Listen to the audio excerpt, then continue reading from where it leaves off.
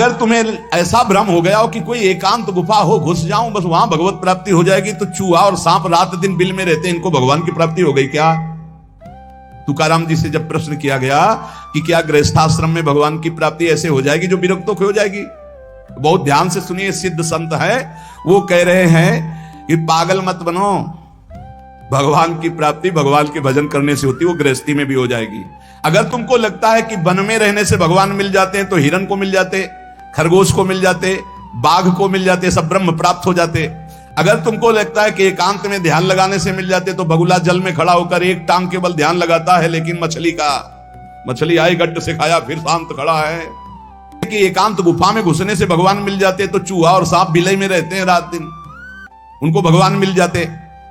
घर में विट्ठल का मंदिर बना, घर को ही विट्ठल का मंदिर बनाओ, ठाकुर विराजमान करो, आप सेवक हो जाओ, बढ़िया भोग लगा के पाओ, नाम कीर्तन करो, कथा वार्ता करो, अपने कर्म को भगवान को अर्पित कर दो, भगवान की प्राप्ति हो जाएगी। बहुत सहज है गृहस्थ में भगवत प्राप्ति करना।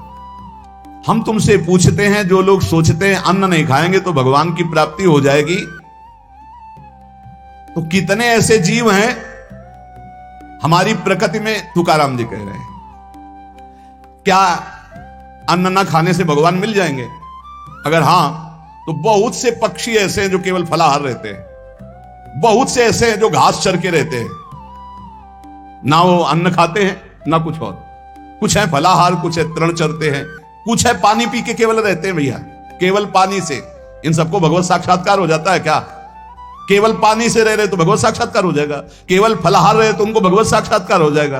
तुकाराम जी कहते हैं, कितने हैं वायु भक्षण करते हैं, केवल वायु पी करके जीते हैं, भीतर कपट भरा है, बाहर ये सब छोड़ रहे हो, कुछ लाभ नहीं मिलना है। जब तक भजन नहीं तब तक भगवत प्राप्ति नहीं, बाहरी क्रियाओं से।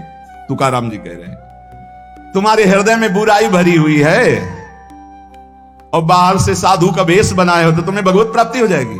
अरे चाहे वायु भक्षण करो, चाहे तुम ध्यान का नाटक करो, चाहे एकांतवास करो, चाहे भस्म लेपन करो, चाहे जल में खड़े हो जाओ, चाहे जितना अनुष्ठान करो, जब तक भजन नहीं करोगे भगवान का, तुम्हारी बुद्धि निर्मल होने वाली नहीं, बाहरी क्रियाओं से कोई लाभ नहीं।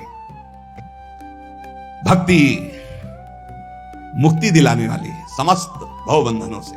रात दिन अपने प्रभु का नाम जप करे, चिंतन कर रहे। जो विरक्त अपनी देह को घृणित समझकर त्याग देता है, देह के राग का, बलमूत्र का भान क्या इसमें, वो महासुख को प्राप्त होता है। इससे ज्यादा प्यार करने की जरूरत नहीं है। जो इस देह से ज्यादा प्यार करते हैं वो सीधे नरक का रास्ता तय कर लेते हैं।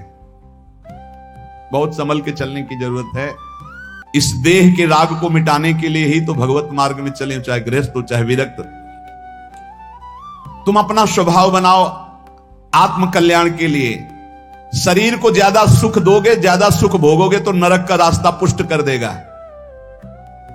और शरीर का त्याग भी नहीं करना है कि मतलब, क्योंकि शरीर के बिना भजन नहीं होगा, शरीर के बिना साधना नहीं होगी। तो उचित खिलाओ पिलाओ, उचित विश्राम और खूब भजन और सतमार्ग की चेष्टाओं की। इसको इतना भजन कराओ कि इसका भाव ही नष्ट हो जाए कि मैं शरीर हूं।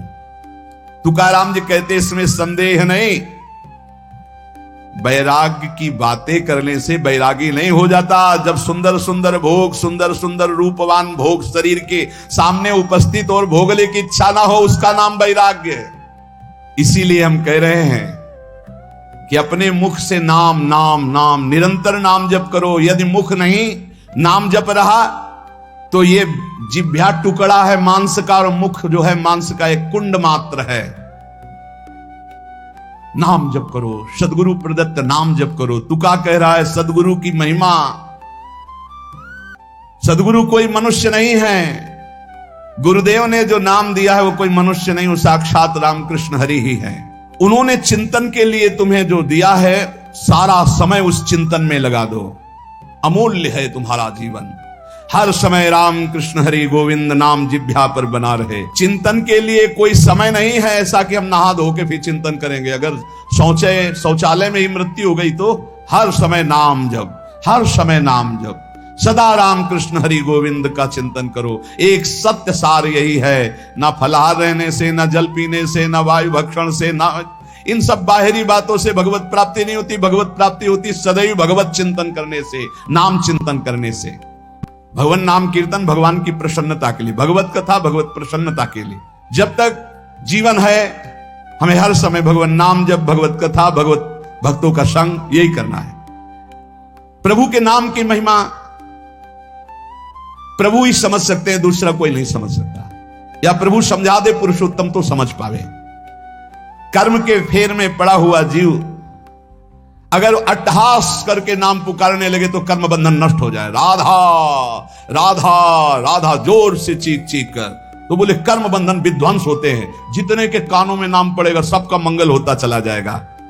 जैसे सत स्त्री के अधीन उसका पति हो जाता है, उसके आचरण, उसका व्यवहार अपने पति को अधीन कर ले, ऐसे सदभक्त भगवान को अधीन कर लेते हैं। यहां तुकाराम जी भगवान की अधीनता के लिए कह रहे हैं, तुम अपने परमार्थ को खो मत। तुकाराम कह रहे हैं धन के अधीन हो जाना, काम के अधीन हो जाना, नरक की यात्रा करना है। इसलिए विठोबा के अधीन हो जाओ, रात दिन नाम कीर्तन करो, तुम्हारी वांछा पूर्ण हो जाएगी, तुम्हारी मनोकामनाएं पूर्ण हो जाएंगी। हरिहर में भेद नहीं है, जो भेद फैलावे, लड़ाई झगड़ा करे, ऐसे से दूर रहना। हरिहर में कोई भेद करके निंदा करने लगे, वहां से कान में उंगली डाल के चल देना चाहिए। एक ही ये परम तत्व है। ये झूठ मूठ अज्ञानी जन बहस करते रहते हैं, इनके हृदयों में बिल्कुल भगवदानंद की मिठास नहीं है, इनकी बातें नहीं सुननी चाहिए। भेद करने वालों की दृष्टि में जो माया का पर्दा लगा हुआ है, भक्तों की दृष्टि में वो पर्दा नहीं होता। वो बेपर्द देखते हैं कि सर्वत्र एक ही भगवान विराजमान है। जो सर्वत्र एक ही भगवान विराजमान ऐसा मान लेते हैं, उनके आगे पीछे दाएं बाएं भगवान की रक्षा शुरू हो जाती है। कोई संकट उसे छू नहीं सकता, चारों तरफ से भगवान की सुरक्षा रहती है उस भक्त के जीवन में। विश्वास करो इस बात पर, चारों तरफ से भगवान सुरक्षित रखते हैं। हमारा मन तब तक उद्दंडता करता रहेगा जब तक भगवत सुख नहीं मिलेगा, और जिस दिन इसे आनंद मिला, भगवदानंद, ये बैठ जाएगा, इसका अस्तित्व खत्म हो जाएगा। बिना आत्मानंद का अनुभव मिले मन स्थिर नहीं होगा, शांत नहीं होगा, विश्राम नहीं पाएगा।